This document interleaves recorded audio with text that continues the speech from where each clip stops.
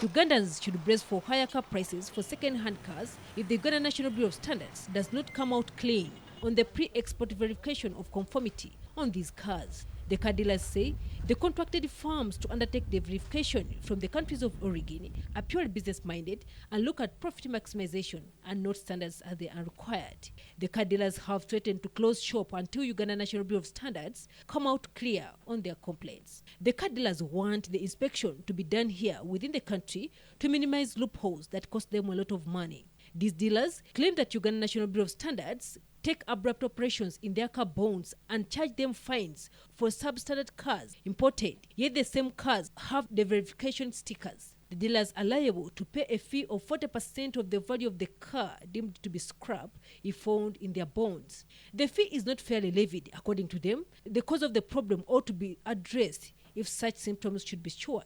We had put it our own money, and we know what we bring it here.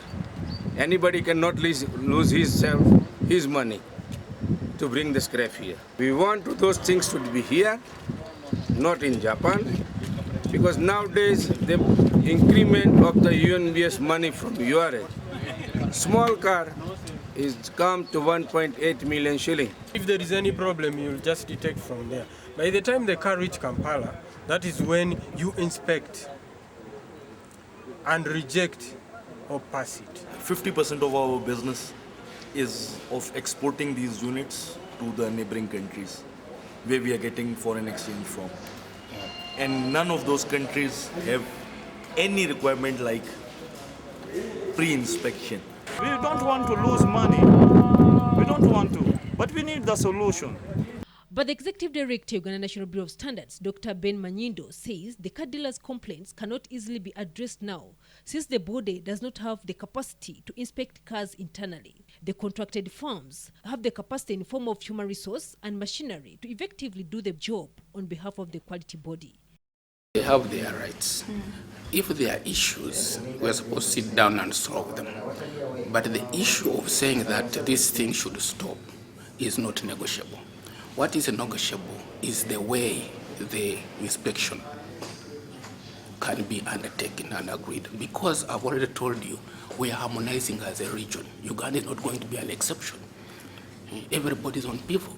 The contracted firms are said to be charging $140 per unit vehicle, which according to the car dealers, automatically amplify the overall cost of the vehicles because of the delays accrued and additional labor in facilitating the tedious process by the seller abroad. The dealers say the local prices go up by over 1 million Uganda shillings for one unit, and that reduces the sales and general business returns. The verification firms are said to be repatriating an average of $21.6 million per annum in foreign exchange earnings untaxed. That is if 6,000 cars are imported into the country every month. It is said that 90% of the vehicles imported into Uganda are Japanese origin, where the standards of manufacturing are the highest in the whole world. Nankwanga Kasirie, NBS Television Sunset Business.